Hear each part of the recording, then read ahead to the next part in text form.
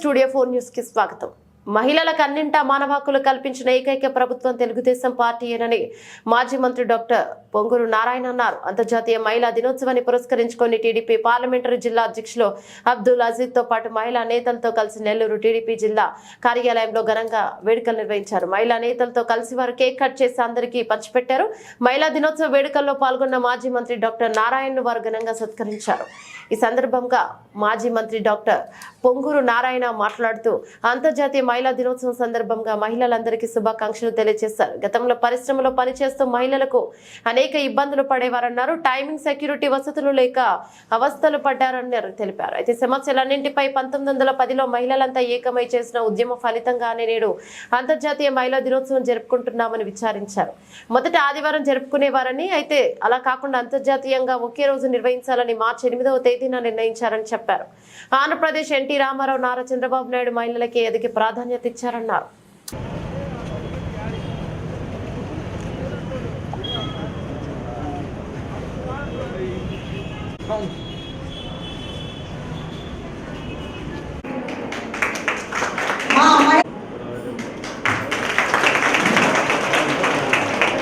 మహిళలకైనా అభివృద్ధి అయినా జరగదని వివరంగా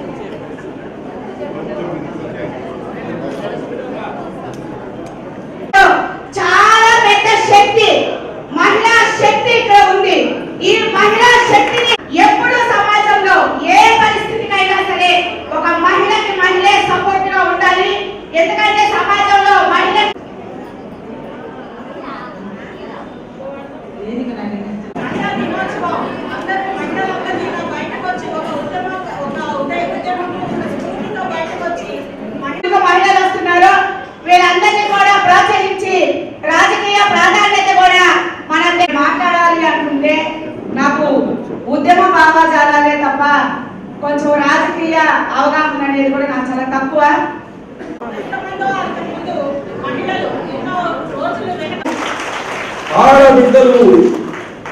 ఆడబిడ్డలు చదువు ఎంతో అవసరం. ఆడబిడ్డలు రాజకీయాల్లో రావడం. ఈరోజు అంతర్జాతీయ మహిళా దినోత్సవం. అంతర్జాతీయ మహిళా దినోత్సవం సందర్భంగా మహిళలందరికీ నా యొక్క శుభాకాంక్షలు. ఈ యొక్క మహిళా దినోత్సవం మహిళలు గతంలో ఇండస్ట్రీస్లో, పర్టికులర్గా వెస్ట్రన్ కంట్రీస్లో ఈ ఇండస్ట్రీస్లో పనిచేస్తూ వాళ్ళ యొక్క ఇబ్బందులు, అనేకమైన ఇబ్బందులు, అంటే వాళ్ళకి టైమింగ్ సరిగా ఉండే కాదు, ఒక లిమిటెడ్ టైమింగ్స్లో చేయాలనేది కాదు. 10 గంటలు, 12 గంటలు, 16 గంటలు ఆ రోజుల్లో చేయించేవాళ్ళు. అదేవిధంగా వాళ్ళకి సెక్యూరిటీ ఉండేది కాదు. అదేవిధంగా వాళ్ళకి ఎటువంటి ఫెసిలిటీస్ ఉండేవి కాదు, టాయిలెట్స్ కానీ ఎటువంటివి. దాని మీద జరిగిన ఉద్యమమే ఈరోజు ఈ మహిళా దినోత్సవం ఏర్పాటు జరిగింది. ఇది 1910లో ఒక ఉద్యమం రూపం దాల్చి తర్వాత అనేక దేశాల్లో ఈ ఉద్యమం యొక్క ఫలితంగా ఈ యొక్క అంతర్జాతీయ మహిళా దినోత్సవం వచ్చింది. దీన్ని మొదట ఆదివారం జరిపేవాళ్ళు, అందరికీ కామన్గా హాలిడేస్ ఉండేటట్టుగా చూసుకొని. అయితే దాన్ని అలా కాకుండా ఇంటర్నేషనల్గా ఈ యొక్క మహిళా దినోత్సవం కాబట్టి దీన్ని మార్చి 8గా ఫిక్స్ చేశారు. అయితే ఈరోజు మన రాష్ట్రంలో తీసుకుంటే ఎన్టీ రామారావు గారు కానీ లేదా చంద్రబాబు నాయుడు గారు కానీ అత్యధిక ప్రయారిటీ మహిళలకు ఇచ్చారు. ఎందుకంటే మహిళలు బాగా స్ట్రెంథెన్ అయితేనే రాష్ట్రం డెవలప్ అవుతుంది అనే ఉద్దేశంతో లోకల్ బాడీ ఎలక్షన్స్లో 50% చేసిన మహిళల కోట, ఆస్తి హక్కులో 50% చేసిన, ఇవన్నీ తెలుగుదేశం చేసింది.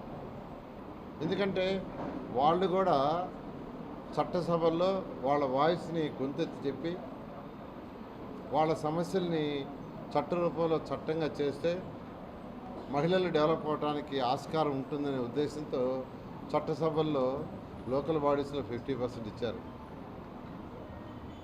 ఈ విధంగా తెలుగుదేశం మహిళలకి అనేకమైన చేయటం జరిగింది. ఇప్పుడు కూడా చేస్తున్నారు. పొదుపు గ్రూపులు తీసుకుంటే 88 లక్షల పొదుపు గ్రూపులు ఉన్నాయి. వాళ్ళందరూ ఆర్థికంగా డెవలప్ కావాలని పొదుపు గ్రూపులకు అత్యధిక ప్రయారిటీ ఆ రోజు ముఖ్యమంత్రిగా ఉన్న నారా చంద్రబాబు నాయుడు గారు ఇచ్చారు.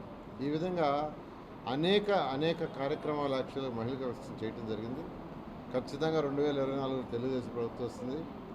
మహిళలు డెవలప్ చేయడానికి ఇంకా ఎన్నో కార్యక్రమాలు చేసి చట్టసభల్లో వాళ్ళకి చేయాల్సిన చట్టాలు చేసి వాళ్ళ డెవలప్కి ముందుకు పోవడం జరుగుతుంది. Thank you.